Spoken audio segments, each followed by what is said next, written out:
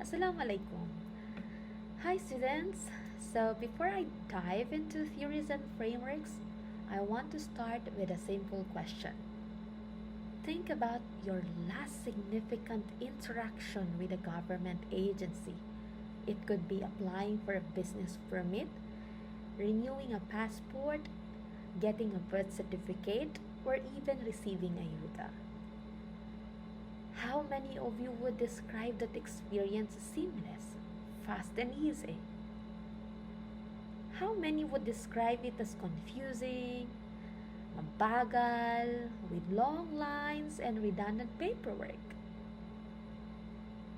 Those experiences, the good, the bad, and the frustrating, are the direct result of the government systems, or often the lack thereof. That is precisely what we are here to discuss.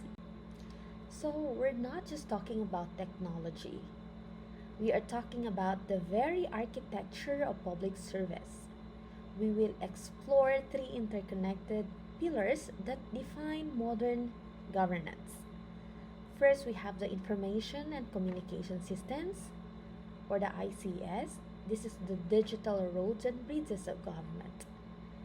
And second, we have the Information Management and Knowledge Sharing, the IM and the KS, the intelligence and memory of the government. And we have the Strategic Communication, the voice and conscience of the government. So our goal is not just to define these terms, it's to understand how they are critical, absolutely essential for building a more efficient, responsive, and trusted government, especially in the Philippines and the BARMM. Let's start with the information communication system.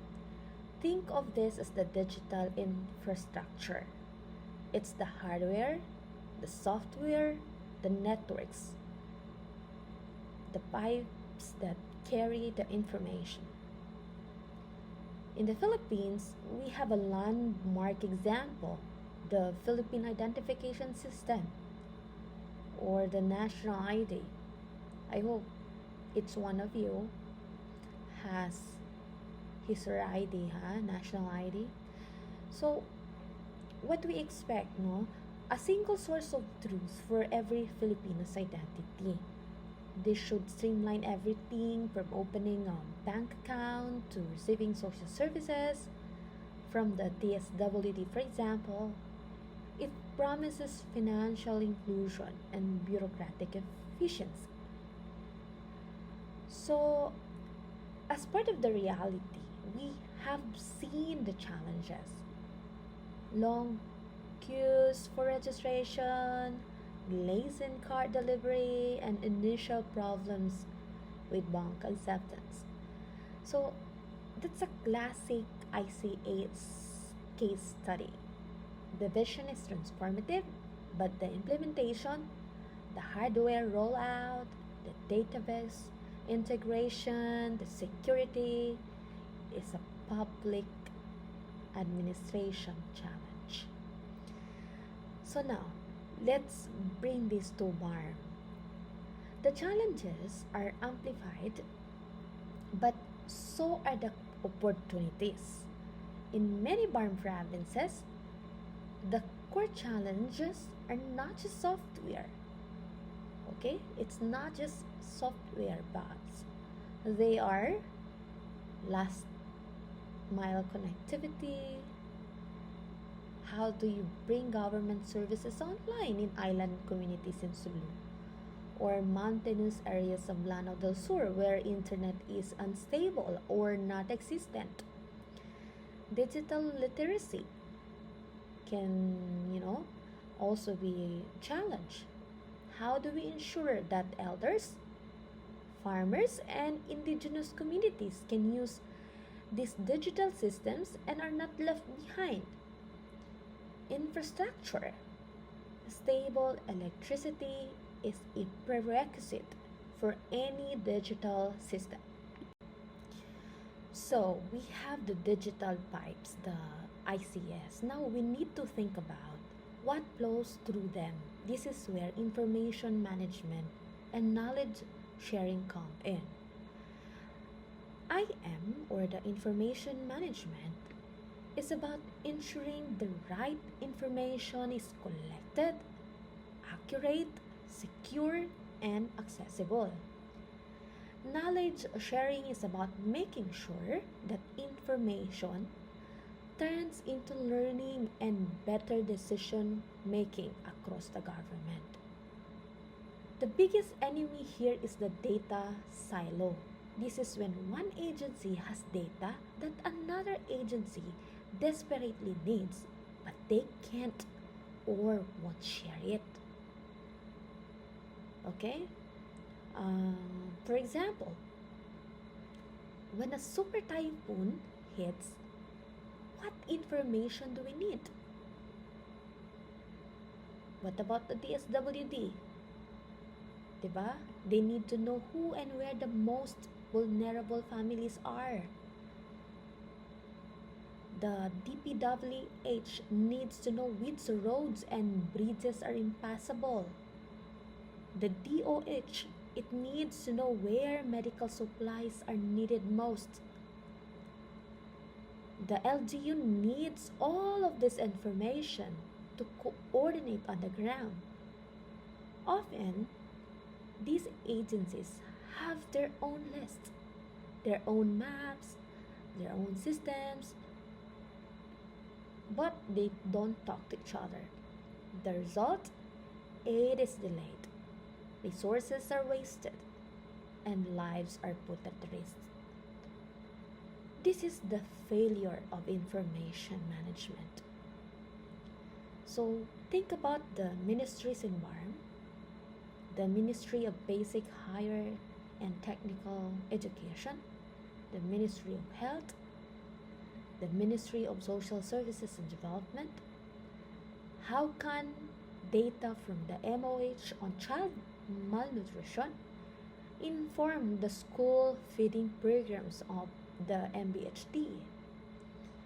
How can data from MSSD on poverty hotspots guide where the Ministry of Public Works builds farm to market roads? Sharing this knowledge is not a technical problem. It's a cultural and political one. It requires what?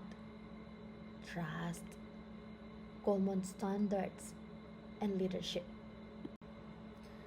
We now have the systems and the intelligence, right? The information communication system, the information management and knowledge sharing. So the final piece is giving the government a voice. This is strategic communication. This is not just about press releases or propaganda. Strategic communication is a two-way process aimed at informing and educating. Of course, you have to explain policies clearly and honestly. Okay? It aims to building trust, being transparent and accountable. It aims at changing behavior. You encourage public cooperation. Example, vaccination, tax compliance, okay? And of course, it aims at listening. You gather feedback from public to improve services.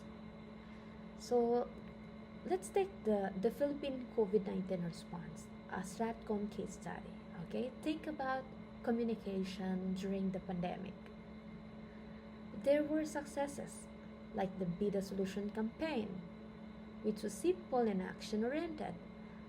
But there were also major challenges: confusing quarantine classifications, conflicting statements from different officials, and a flood of disinformation on social media, right? Merong pro, merong against, okay? Yung iba gusto magpa-vaccine, yung iba hindi. Nagsusupport yung iba hindi talaga nagsusupport. So, It showed us that when government communication is unclear, it creates fear. Okay? What does it create? Confusion. And of course, it erodes public trust. So now, consider the context of BARMM. Communicating effectively is even more complex and crucial in BARMM. Bakit? Siyempre, because of linguistic diversity. You cannot rely on English and Filipino alone.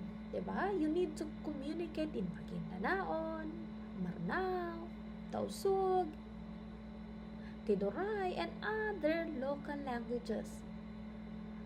So, the trusted channels can also be a challenge, diba? The most trusted messenger might not be a government official. Diba? It could be a traditional leader, yung dato ng community, a religious leader, yung imam or the ustads, or a local community organizer. So, the narrative of peace, in the BARMM, every government communication in BARMM is layered upon a history of conflict and a promise of peace. Strategic communication must constantly work to build trust in the new autonomous government and the peace process, while actively countering narratives of division and disinformation. As we have seen, ICS, INKS, and the strategic communication, they are not separate. They are deeply interconnected.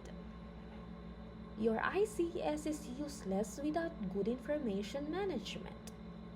Your knowledge sharing is powerless without effective strategic communication to turn insights into action. And your strategic communication will fail if the services delivered by your ICS are broken and don't match your promises. So, for you as future masters in public administration, your challenge is to be architects of this new digital social contract. It's not about being an IT expert. It's about being a leader who understands that technology, information, and communication are not ends in themselves. They are tools. Tools to build trust, tools to empower citizens, tools to deliver public services with dignity and efficiency, tools to continue the profound work of nation building, whether in the halls of national government or in the promising landscape of BARMM. You are the bridge between the technology and the people. You are the ones who will ensure that as we build a digital Philippines, we build one that is inclusive, equitable, and truly serves every single Filipino.